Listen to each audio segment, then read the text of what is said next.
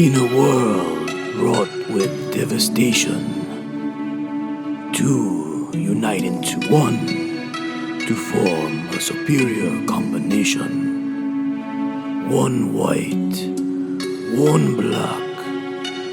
This is their story of the anime aspect.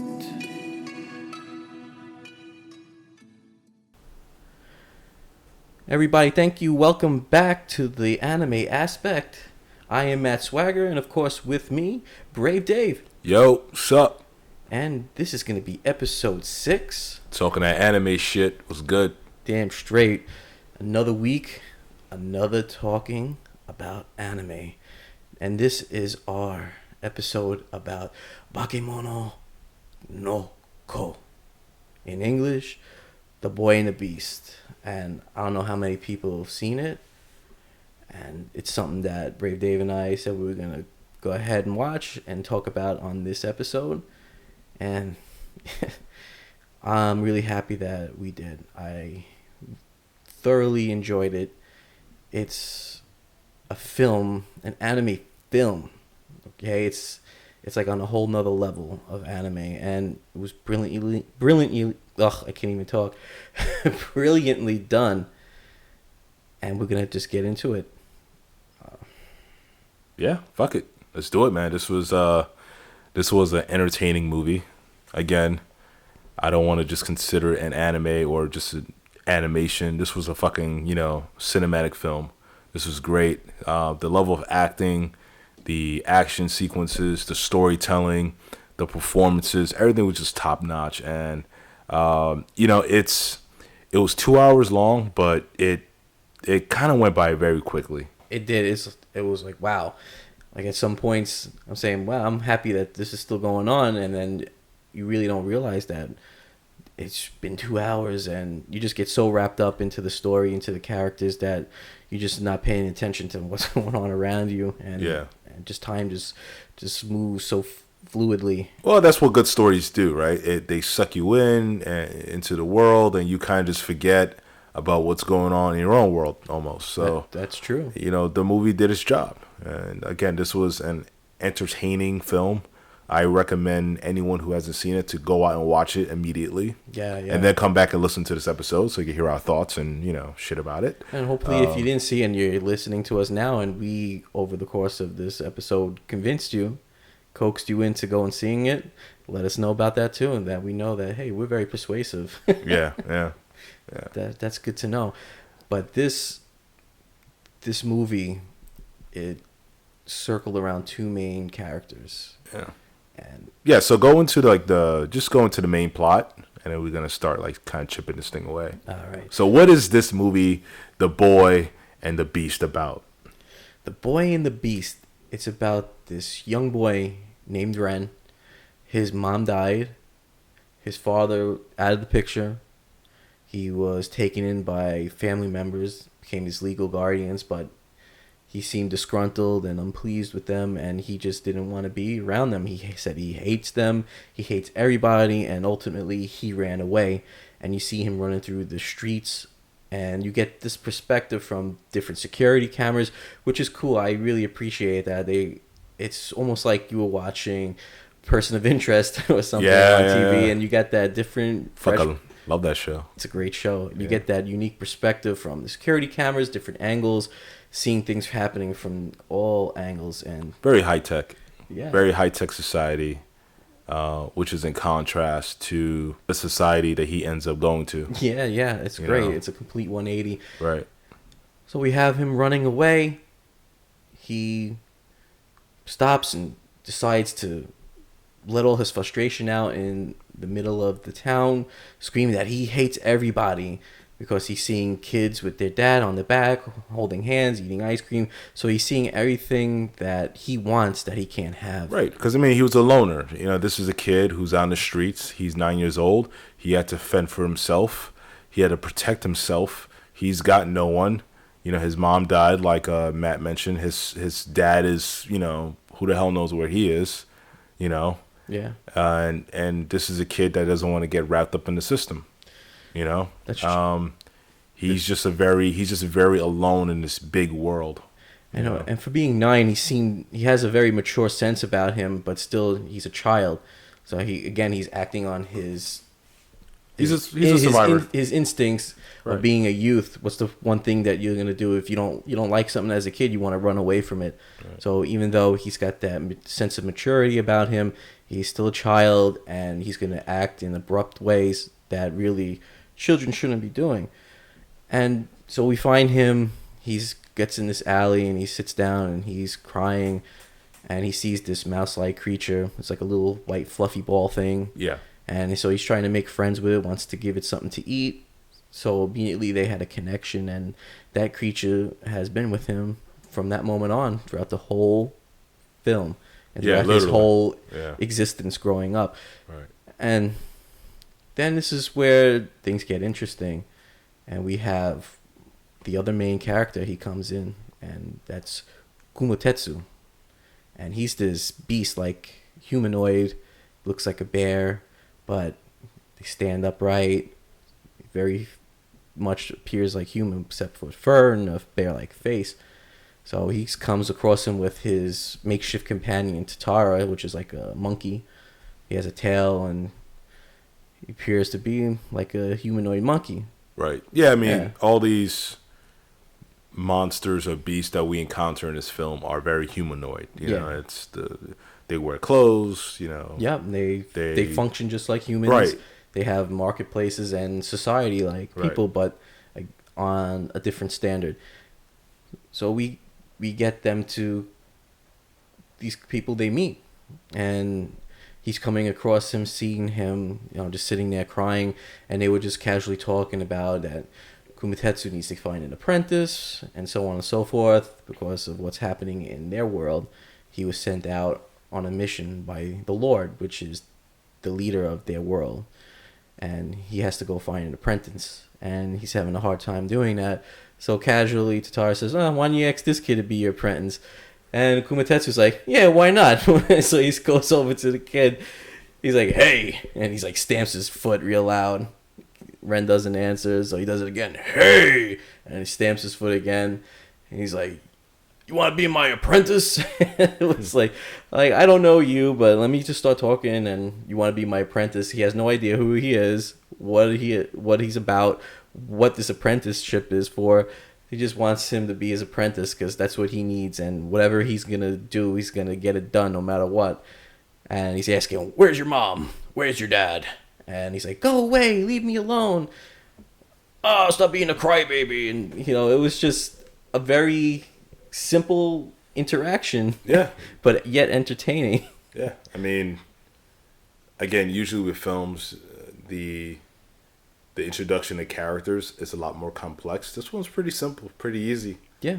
And I was like, okay, yeah, I accepted it for what it was. Yeah, anyone could relate to that kind of a meeting. You have this big, powerful, overbearing character, and he commands respect. He expects it, and you better do it, or otherwise he's just going to move on, and it's like you never existed. So he didn't get the answer he wanted, so he was going to leave with his friend, and they're going on their way back to their world. This is a story that's set in Japan. Yes. It's like a fictional city in Japan. Yes. Shibuya, I believe. Something like that. Something like that. Yeah. But this is a young runaway, and there's a lot of runaways in this country. Yeah, a lot. Yep. It's true. In parts of cities like Los Angeles, Las Vegas, they have huge numbers of homelessness. Seattle has one of the biggest numbers of homeless teens in this country. And I'm sure that if any of these kids were to watch this film, they could certainly relate to this character, what he's going through. Again, you're out there on your own, and you got to survive, and fend for yourself. I mean, this shit is hard. Luckily, even in this kind of a setting, there's someone that came into this boy's life that wants to take him in under his wing, regardless of the motivation and the motive behind it. Do you think that's that to me seems more like the dream of like a teen runaway. Like someone's gonna come along, take you under their wing. You can learn from them, and that person would like feed you and give you shelter and that kind of shit. I'm sure like for a lot of young kids that are out there, that's like the dream. You know what I mean? Like I wonder if a lot of this story comes from a very personal place. Yeah, it might, because it seems so organic that how can you imagine such a scenario? And it just speaks of tradition. It speaks of personal experience.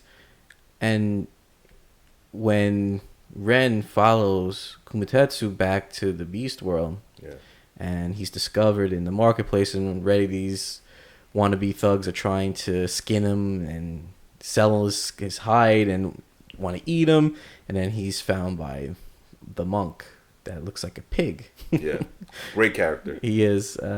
He's like Kane from Kung Fu. Yeah, and he's rocking a Shiakusho like Ichigo from Bleach. It was cool. Yeah. I really liked it, and he's very peaceful. He's like the level-headed person that you need in a group to keep everything stable. Right. Because Tatara, he's like the instigator, the pot stirrer. He wants to cause trouble and puts doubt in your mind. And then you have the monk who just keeps everything copacetic and level and just gives wisdom when it's needed. So Kumatetsu finds Ren and he says, "So are you going to be my apprentice?" And he takes him back to his house. And he's like, "Well, what's an apprentice?" "Well, I'm going to teach you and I'm going to feed you, and that means you get to stay here." So he's really simple with his explanations. Sells him a real dream. Yeah. So that means you get to eat. So that's great. So right away he gets a home. He's going to get fed. And he's having someone teach him how to fight, how to get strong. And, hey, this is if these things were to really exist in the world and you could run away to a fantastic land where there's peace and there's magical creatures and you can live among them and be treated as one, I think that would be a great adventure to go on. And this is what this movie gives to us, because we can't experience that in this world. So this gives us an escapism visually to this imaginary land, where by watching this we can experience it emotionally and in our mind. And it's like we get to be in that world vis-a-vis looking through a window. So I really appreciated it. Well, a mystical place that I used to, disappear to was Wiggles back in Wiggles on Queens Boulevard. Queens Boulevard. Yeah, Queens. Yeah, too bad, Wiggles shut down a few years ago. Yes, that's a damn shame. But that's why we have anime. Yes, that's a great substitute for Wiggles. Yeah, and if you're lost in the reference, just Google Wiggles on Queens Boulevard, and you'll know what we're talking about. There really is no substitute for beautiful breast. Yes. But anime is a close second. And tight. No, I'm playing. More of that in the next episode of the anime aspect. Yeah, we will touch on the different types of anime categories and art styles. Right. Yeah. All right. So, Ren follows Kumatetsu. Ren follows Kumatetsu to the mystical land, which is basically like another dimension, right? Yeah, it occupies the same space but in a different realm. Right, exactly. Yeah. And within minutes of Ren being in this new place, there's already conflict that arises. Yes. There's a conflict with another beast, Yozen, right? Yep, Yozen. Yozen. Yeah. And this particularly deals with the Lord. He wants to reincarnate into a deity, a god, because apparently the beasts, they can become gods once they're Lord. So he's been deliberating about what god he wants to be, and he's finally deciding, and you'll find out that it still takes him 8 years from that point to finally decide to become a god. But in order for a new lord to be chosen, he's chosen 2 worthy successors to battle each other for the winner to become the new lord. Right. And that happens to be Kumatetsu and Iozen. And basically, the role of the Lord is like the mayor of the town or whatever, right? Yeah, like he oversees everything, making sure the laws are followed to the T, that right. there's no killing. They have swords. They walk around like samurai, but their swords are sewn into the sheath, so you cannot remove it because it's forbidden by the Lord to unsheath your sword and strike down your fellow man, beast, and whatever they want to call each other in that world. And once Iozen comes into the picture, you can just see that he's this really noble, regal like character. Kind of gives you the hint that he's a bad guy, but that's not the case. He is what he presents himself to be. Right. He's this very noble and he's a good role model. He's what they all aspire to be in his world, and they all cheer for him and they all respect him. And then you have Kumatetsu on the other hand, where they typically despise. He's like the bum of the town. No one really cares about him because he's loud, obnoxious, lazy. He's a slob, self-centered. Yeah, like a real person. All these nice things I love about myself. Yeah, she's just a guy that lives and he's happy how he is, for the most part. So he sees that Iozen, he sees that Ren is human in their world. So right away he goes to Kumatetsu. Why do you bring a human in the world? You know that they have an inner darkness in them that they can be overcome by and later eventually becoming a monster. Oh, he's my apprentice. Don't worry about it. Blah, blah, blah. Like, you know what? We should have a fight now to determine who's the Lord. So right away they're just going to fight. They're taking off their clothes. Right. Getting ready for battle. And I was surprised that they were going to fight that early in the film. And I was like, oh, shit. All right, it's about to go down right now. It's about to go down. They just, I think that was a glimpse into how they are as characters at that point, and to establish a point where we're gonna see them grow, especially Kumatetsu. Right. We're gonna witness him grow in character. So this is a good starting point to see where he is emotionally, physically. So we're getting to measure them up, so to speak, in this fight. And Iozen's doing everything by tradition. Bowing, kneeling, being very respectful, and then you have Kumatetsu who's like dancing around like he's Muhammad Ali, cracking his neck and his knuckles, and just being very laid back. And he's more of a showman. Yeah, and it comes off disrespectful, and everyone's booing him and saying how disrespectful he is, and that's just how he is. Because he grew up like Ren. He had nobody to show him the right ways to do things. He had to learn for himself, and that makes him the hard person that he is now. Right. So, long story short, Iozen wins the battle because he really was not a good combatant in the terms of him being able to avoid his enemies' advances and things of that nature. Right. He was too busy on being a showboater and relying too much on his brute strength. And sometimes in the fight, you gotta have more than brute strength to win. And ultimately, he was distracted by Ren, who was telling him to not lose because he sees that everyone's rooting for Iozen and no one's rooting for Kumatetsu. So that kind of got to him. I'm not too sure if Ren was the cause of him losing. I mean, that was a battle he was already losing to begin with. He did, but he had moments where he shined, but for the most Yeah. part, he didn't have the level of focus that Iozen has. Because, like, as you mentioned before, like, you know, he was kind of showboating a bit and really not respecting his opponent. And it's kind of like in real life sometimes where, you know, it's almost like he was purposely playing the role of the heel. Yeah. You know what I mean? But, you know, and again, this all leads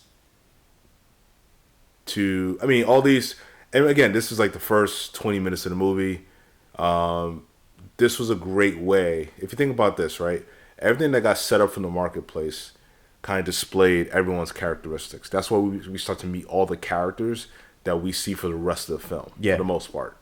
We start to see some of the characteristics that define these characters, with the exception for one person that later on develops into something that we did not see coming. Yeah, You know what I mean? So that was a very important scene that really introduced us into this world. And you do see that as you're introduced to Eozen's two sons. Right. Which one of them I thought was a fucking girl to begin with, to be honest. You know, and that's the one. Yeah, the one that appears feminine is actually a boy, but he looks that way because he appears human. He doesn't have the characteristics of the beast, even though he might have little fangs, little tiny fangs, but otherwise he's this human-looking kid that's wearing a hat that looks like a beast, just to try to cover up his appearance of him not having tusks or big ears and a snout. And he protects Ren, which is named Kyuta by Kumatetsu because he wouldn't tell him his name. Right. So he's asking, well, how old are you? And he flashes his fingers to make 9. So he's like, okay, well then, you're a 9-year-old Kyuta. And that's a play on his age. Because Q, I'm sure it means 9 in Japanese, Kyu. Because Kyubi and in Naruto means 9 tails. And so I kind of put that together right away without having to Google. Look at you. Well, I'm not the ambassador of anime in America for nothing. Yeah. Fuck you. I like to use Google Translate. So I knew that was a play on his age. So he protects Kyuta from his brother because he say, oh, you're weak, you're not strong. He pushed him on the floor. So we see a level-headed, nice kid that's just saying, I'll try to protect you from my brother, make sure he doesn't do this again. And then you see his character change for the worst as the movie progresses. And you see over time, because his appearance is not changing, he wraps his hat around his face like a scarf to cover his appearance, because I assume that he's embarrassed that he's not looking like his father, Eozen. Right, yeah. So that resentment's building. Okay. And meanwhile, we start to see the relationship of Ren and Kumatetsu grow. Yes. And we see that grow over, 9 seasons? Yeah, it's about 8 years past since he first got there and becoming his apprentice. Right. So, it's like, the classic training montage that we see in a lot of movies. Like the Karate Kid and Karate everything. Kid, You see them train. But the Lord sends Kumatetsu on a journey with his young apprentice to find out what is true strength. So they meet with these different masters of different abilities to find out what true strength is, and they all tell him there is no such thing as true strength. There's strength in all your abilities and strength with each other. So ultimately they were being taught a lesson, but they, being the loud mouths that they are and stubborn, they didn't get what the messages were. Right. Because you've heard me talk about this before. In movies, you need characters, especially like the 2 lead characters, need to be opposite from one another. Yeah.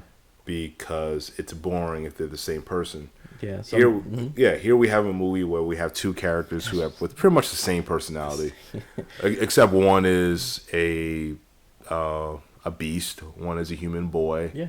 And it's really about these 2 sides of the same coin just really coming together and to complete each other in a sense. Yeah. They're both, stubborn, self-centered. Deep down, they're both lonely. That's all it is. And it's empty inside. Yeah. It's insecurities. Yeah. It's people who know they need assistance or help, but are afraid to ask for it in a sense. You know what I mean? Like, you are like, a lot of times you can feel like you are alone in this world. Yeah. And there are times when you have people who are within reach that can really help you. And maybe you're just too stubborn to ask for it because you may think that that's going to appear weak. You know what I mean? It all comes down to pride. Right. And sometimes pride is very hard to swallow. Right. But I immediately associated with Kumatetsu. I really loved his character. Yeah, he's a blowhard. You know what I mean? He's loud. He's obnoxious. But he's kind and generous in his own way, and he is noble too. He's just not that high society snob that Yozen tries to make himself and his family to be. This is not an episode of who's got all the money and those stupid reality shows. This is of a magical, fantastical land where you have creatures that are supposed to live by a certain standard. And you got this guy, this beast, that just wants to be himself and not live up to these fake ideals just to make other people like them. Right. I don't think he really cares if anyone likes him or not. And sometimes that's more freeing than anything. You just feel at peace, like, I'm me, I'm going to do me, and I'm not going to care if you think I'm a slob, if you think I'm lazy. I don't care.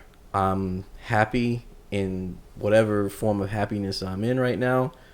But fate brought these two together because watching his master, because in the beginning he's having a hard time explaining how to fight, how to hold a sword, because he had no one to teach him Kumatetsu.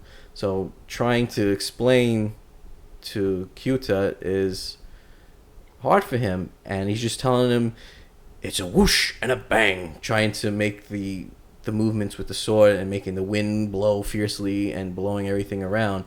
And he's telling him, you have to grab the sword in your soul. And Kyuta's like, what are you talking about? And he's just getting angry with him, and he walks away because he doesn't know how to explain it. Yeah, he doesn't know how to communicate with his boy. Yeah. And, again, these are things that we can find in our own lives that we can relate to. I mean, I've studied martial arts. I didn't always have the best teachers that knew how to communicate with me. Even in school, sometimes you don't have a professor, a teacher, an instructor that knows how to convey a certain message across, how to give you a better understanding of the subject matter. These are all things that we can relate to. Yeah. It's just a different presentation. I too find myself sometimes I'm not able to explain how I can do things. Right. People ask me, well, how did you do that? And I try to show them, but they still can't get it. I said, it's something that it just comes to me naturally. That's something that you have to just learn for yourself. There's no way for me to put in words how to do these things. Right. I'm very visual. I like to be able to see how things are done, not just be told. Because just being told something is very generic. You can make mistakes. You want to see how it's actually done, see it in action. This way you can perfect it and then make it your own. And this is what Ren Kyuta uses as his method of training, because he's having a vision of sorts where he sees his mom and hears her voice saying, be like your master. And then he looks, and it's that little mouse-like creature that's standing there looking at him. So, I had the feeling that I think that's his mom, that her soul was reincarnated into this little creature to watch over him. Yeah. Because that creature's been with him since the alleyway in the beginning, and it's with him for the life of the film. Yeah, for those 8 to 9 years. Yeah. And again, she's like, be like your master. So he mimics him in all his movements. Everything he does, he mimics him while he's doing chores around the house. And he catches him doing that, and he thinks he's making fun of him, but the monk tells him he's learning the most basic way that he can by imitating his father. So that's how children learn, by imitating what their father does. And he has grown to accept that and actually enjoy seeing him mimic him, and to the point where Kyuta now can know what Kumatetsu does without seeing him. Right. So he came to this eureka moment where I know how I can help him, and then I know how he's going to help me. So he goes with this bargain saying, I can teach you how to evade your enemies, but I need you to teach me how to hold a sword. So it's a case of them being each other's apprentice and master, and they learn from each other. And then you see the training montage go through the 8 years passing by, and they become almost like equals. Yeah, that was a great sequence that they showed the different seasons. Yeah. Winter, summer, spring. They did a great job of, and that took a couple minutes. Yeah, You know. it's definitely not. You see, they stop and say, "Wow, you're getting taller," and Tataru's like, "Oh no, don't be taller than me." And he's like, "Oh man." So you see that he's getting taller. Yeah. And then to the point where they're training, and he's a full on adult now. He's a teenager, probably Yeah. 18, and he asks him, "Oh, you grew up quick, huh? How old are you now?" So he's flashing his fingers again, telling him his age, and they continue to fight. And you can see how much Kumatetsu has grown. Right. He's more focused, more controlling over his Anger issues. his anger, his actions, and the Lord is watching him, and he's saying, "Wow, how much he's grown, and who really is the apprentice, and who really is the master." So, Right. and I think he knew that all along, the grand scheme. That's why he sent him out on a mission to find an apprentice, Right. knowing that he's gonna find someone. No one knew it would be a human except for the Lord, probably. That this child completes Kumatetsu and vice versa. They're like two parts of a coin that need to be together. And you see this going towards the end of the film, how important them being near each other is for Kumatetsu. It's like him being whole, being complete. He's able to concentrate.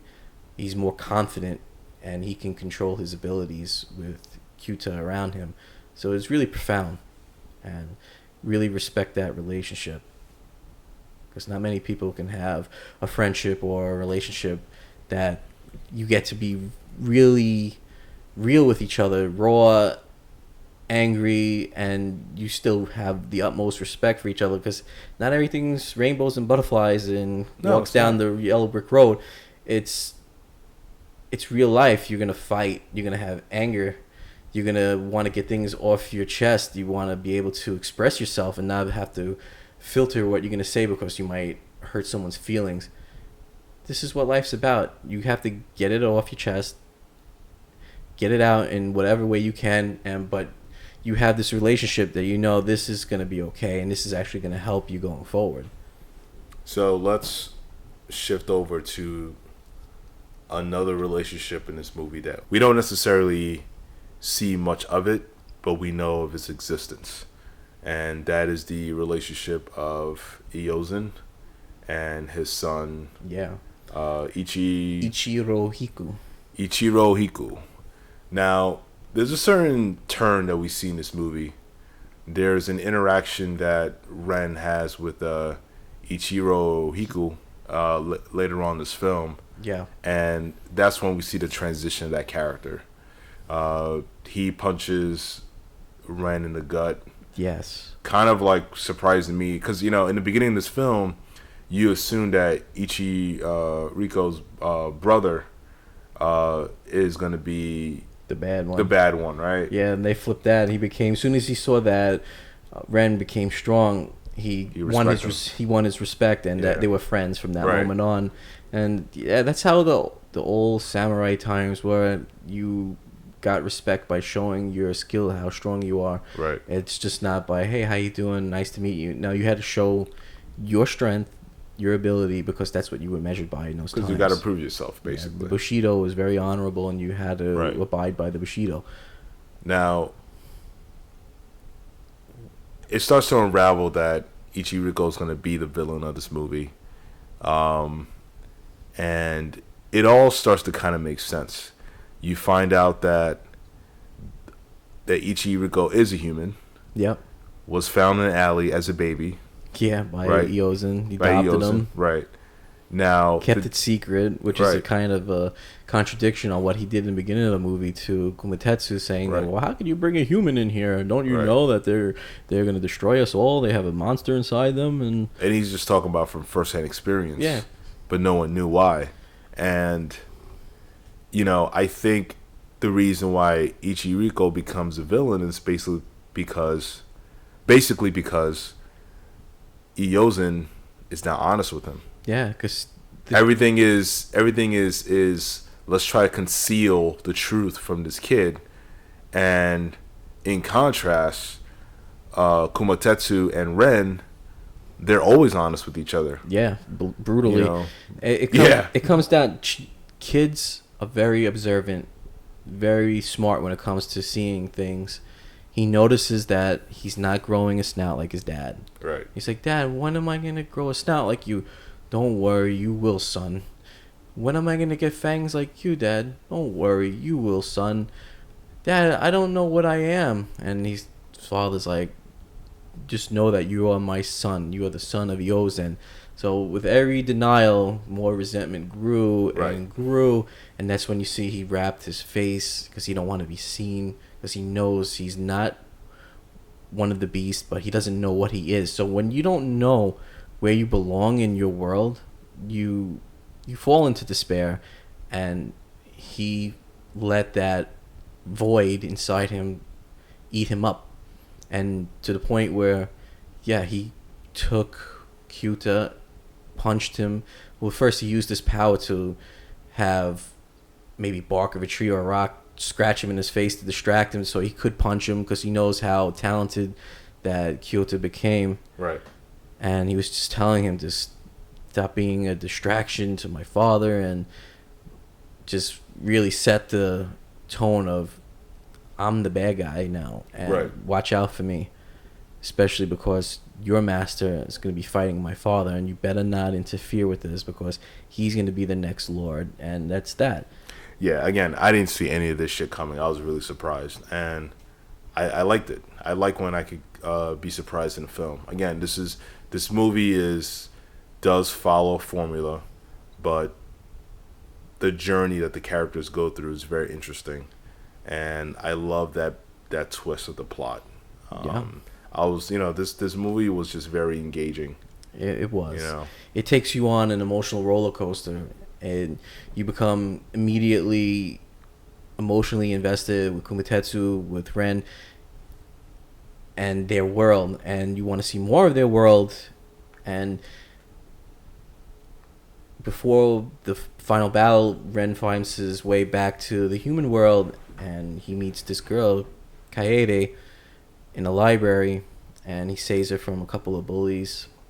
So they become friends, and she helps him stay level-headed when his darkness comes back and it's trying to consume him. And she gives him red bracelets to know that, yes, times are tough. Everyone has to deal with the darkness in their own way. That helped her at points. She gives it to him to wear, so whenever he gets that feeling of being consumed, to look at it and he'll know where he belongs. And that does help him later in the film. And it's a really great relationship to see that he, in his world, was an outcast. He had nowhere he belonged. He finds somewhere to belong in a magical world, gets taken in, becomes the strong, noble person that a lot of people look up to and have a lot of respect for. Finds his way back to his own world, immediately finds someone to befriend, and has this relationship. Finds his dad, found out that his dad was looking all over for him, was worried about him, didn't know where he was. So he's trying to mend that fence with his father.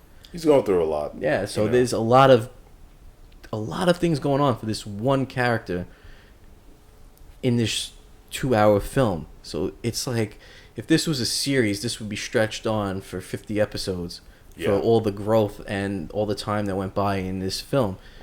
And the way that they did it was done beautifully. It wasn't rushed. It happened organically. It felt very natural. And the way that he bounced from human world to the beast world, it made sense for him. He wanted to learn. He hasn't been in school since he was 9, so he has a natural yearning to want to read, to learn about things, just like anyone.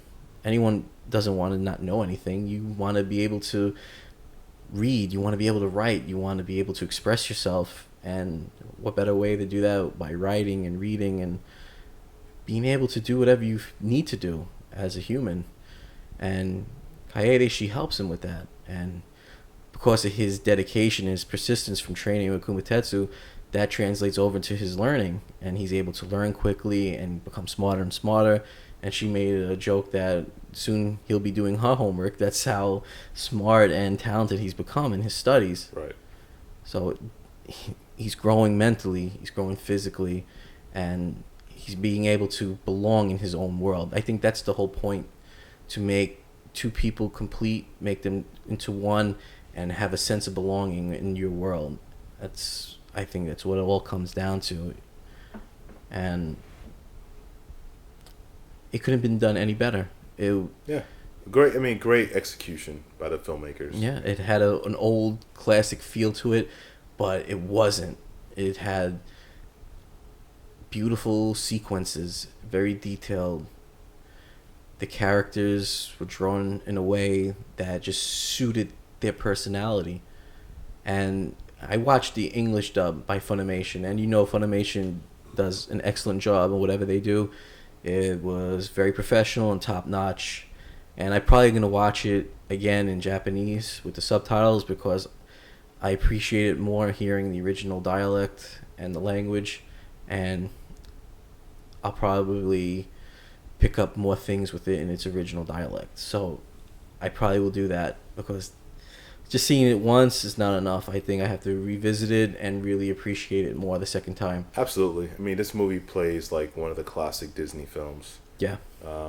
Whether you're talking about, Sleeping Beauty and Snow White and the Seven Dwarfs and, Aladdin, it has a piece of all those classic films by Disney. Great well-rounded characters, great performances, nice sequences. I mean, some of the cinematography in this movie was just top-notch. A lot of the detail and the design aspect of this film was great. It reminded me of films like, Akira. There was a couple of things in this movie that reminded me of Akira. Like the final showdown between Ichi and Ren. I felt like there was a small little homage, to Akira in that scene there. It was great. It really was great. And if you're a kid growing up and right now, let's say you're 8 or 9 years old and you see this movie, this might be your Karate Kid in a sense. Yeah. It really is for all ages. Yeah. And it's not a bloody, it's not a bad chop 'em kill you kind of thing. It's a beautiful story with great characters that you just get wrapped up with. And any person, any age, can sit down, watch this, and appreciate it. And when we get to the final battle for who's going to be Lord, so the time's finally come. It's been about 9 years, and the Lord has finally decided that he was going to reincarnate into a god.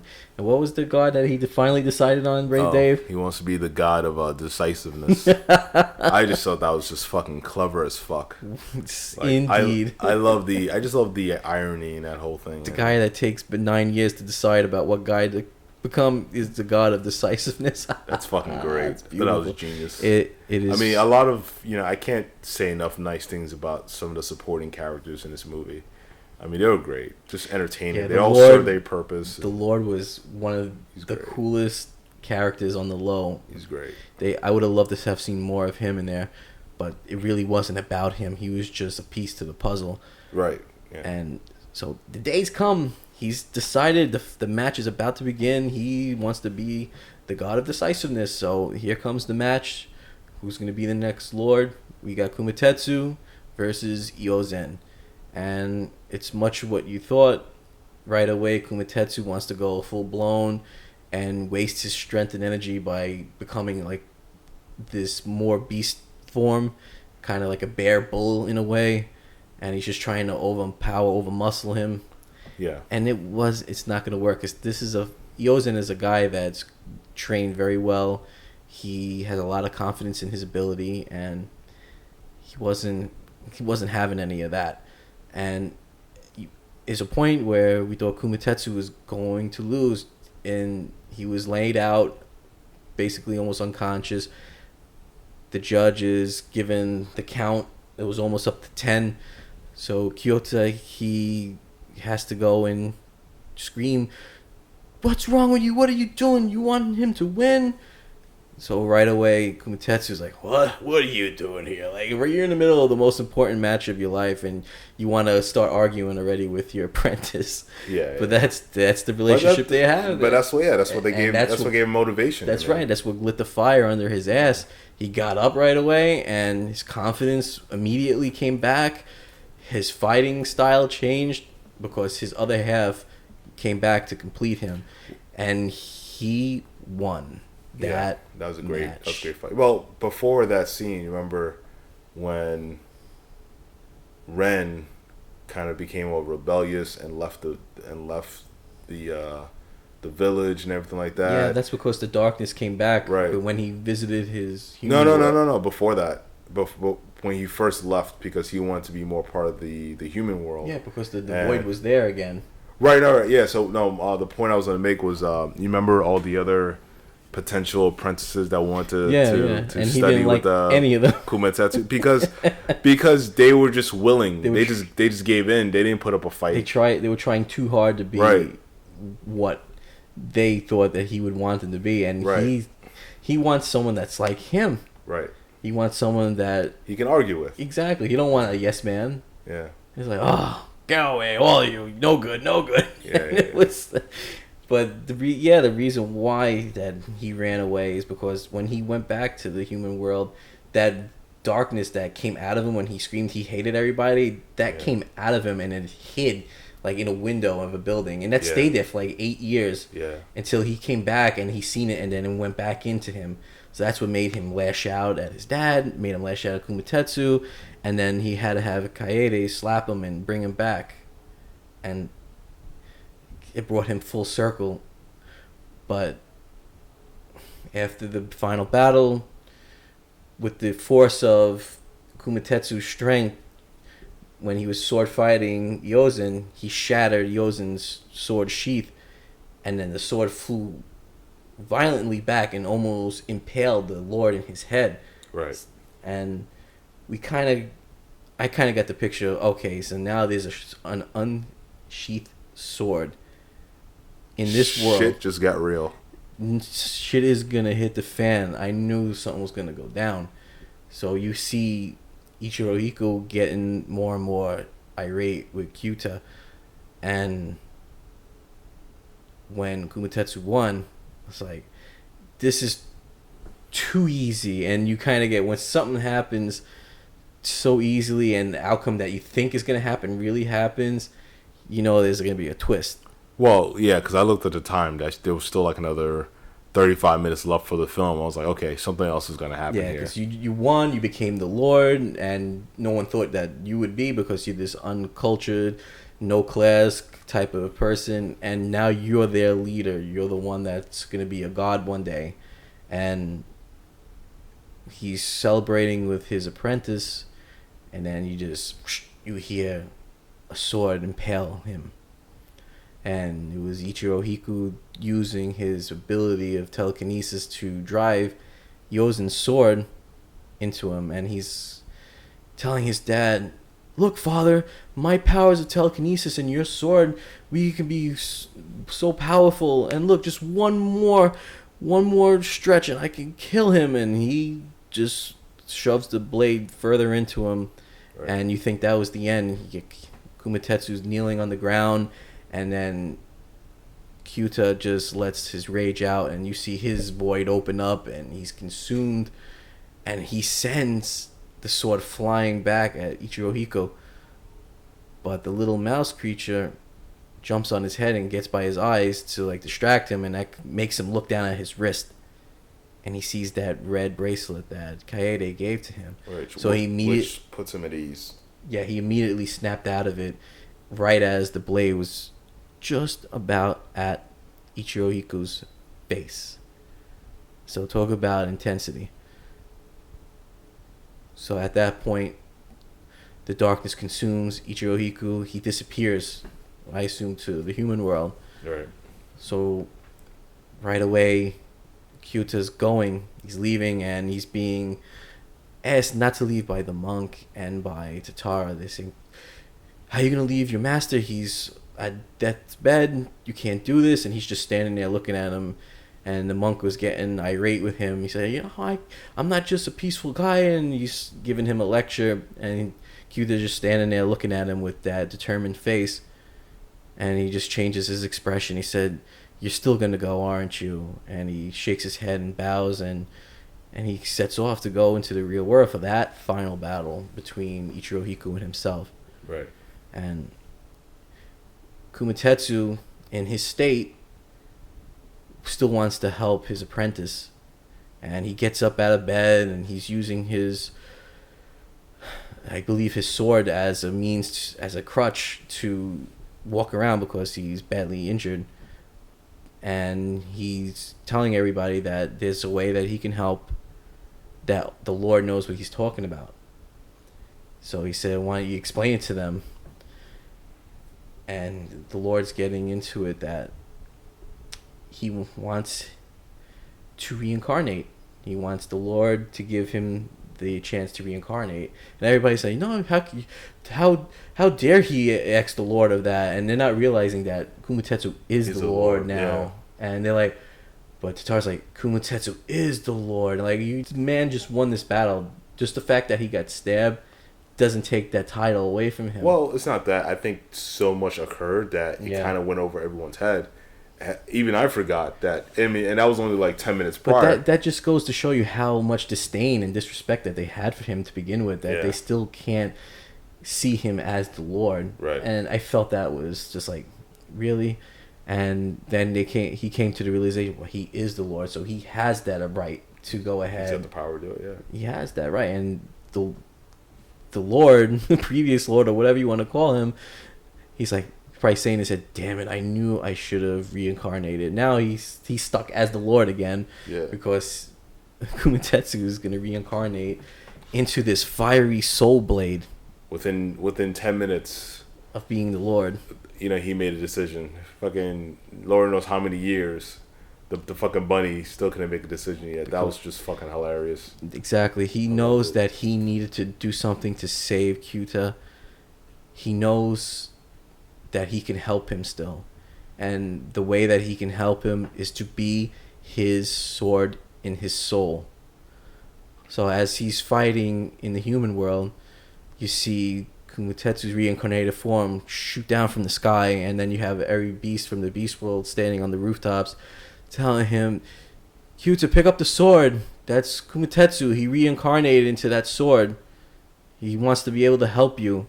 And Kumatetsu just picks himself up and starts going inside the void of Kyuta to heal him, to complete him.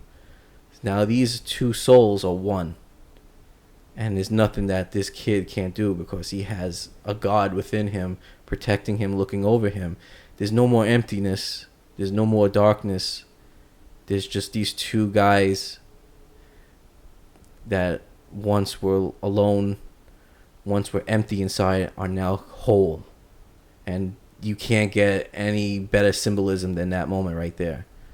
And he was able to go on and defeat Ichiro Hiko, taking the darkness away from him and sparing his life, letting him become normal again and realizing that he's human, raised by beast, and that's okay.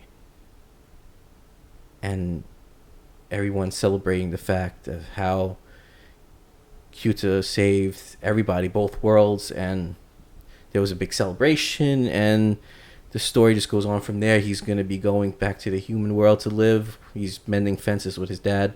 He's going to have that relationship with Kaede, and he's going to go on to school, college, and live a normal life, something that he said he thought he would never, ever have. And that's a beautiful ending to a beautiful story. Yeah. And you can't get any better than that. You can't.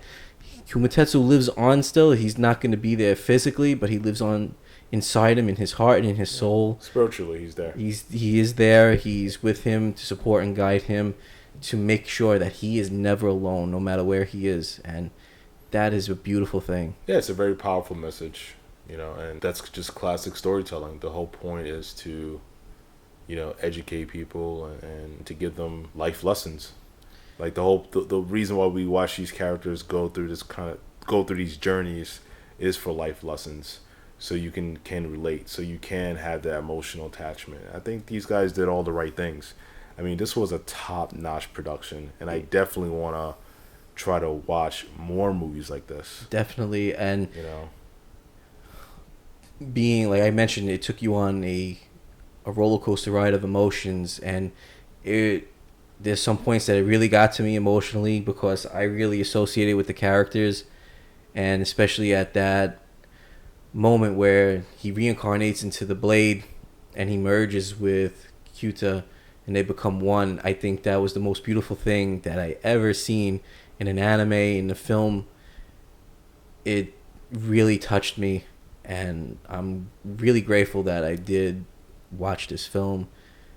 And even today, it still resonates with me, and I'm gonna watch it again, like I said, because that's how powerful that this film was, and it just left that impression on me that it's few shows that I'll go back and rewatch over again, and they have to really hit home with me.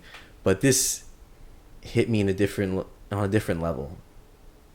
There's shows that get to you emotionally. You hate to see your favorite characters die. You hate to see things happen that you don't want to happen, but it's not as memorable, it's not as emotional as what happens in this film because of the symbolism and what these two characters went through. Everybody can relate to it. I can relate to it, and that's why it hit me. And that's why we're asking you, everybody that's listening, go see this film. If you haven't seen it, you're going to love it. Trust us. You're going to, hopefully, after you see it, you're going to leave us some feedback, contact us, letting us know that you did watch this because of how we were explaining it and how passionate we felt about it after seeing it. And I think that will be an even better satisfaction for us, knowing that you guys appreciate what we're telling you and you went and seen this and you fell in love with it as well. I would just love to hear that from you guys, how you felt, being the self-proclaimed ambassador of anime in America. It gets my seal of approval, 2 thumbs up, everything. It blew my socks off. Not many anime and shows do that for me, and I want to make sure that I let that be known how important that is, being that this is an animated film. It's not just an anime, it's a full-on film production that's animated, and it couldn't have been done any better. And I hope that other producers and companies and creators look at this for inspiration when they're working on their next project, to put a little thought into their story. Keep it simple. Yeah, it had the formula. It had the same formula, but it was an organic story that happened naturally. Nothing was forced. Nothing was shoved down our throats. It was just, everything was introduced as they should have been. And you can't ask for anything more than that. It was fluid, organic, natural. And if you have a formula that's not broke, but you can improve upon it, like this film did, go for it. And we'll be happy to watch your film, your anime, when you come out with it. And that's my message that I have. And you have anything else to say about it, Brave Dave? Well, right now I'm just looking into the director of this movie. Yeah. Who's also he's also, I guess, the writer on the project as well. Yes, he directed and wrote. That's what's it? Mamoru Hosoda? How do you pronounce that? Mamoru Hosoda. There you go. He worked on One Piece. He's worked on Samurai Champloo, Sailor Moon. All my favorites. Yeah, I think he's worked on a couple episodes of Dragon Ball Z. This is a guy that's been in the industry since '88, I think. Yeah, he's a former employee of Toei Animation who does Dragon Ball Z. Yeah. He worked for Madhouse, another great studio. Yeah. No wonder that I liked it so much. The guy is extremely talented. Yeah, he knows his shit. He's been working in it. Digimon he worked on. Wow. So he gets my utmost respect for this masterpiece. Yeah. I know we really enjoyed talking about it. The Boy and the Beast, Bakemono no Ko. Beautiful. Go see it. Let us know what you thought about it.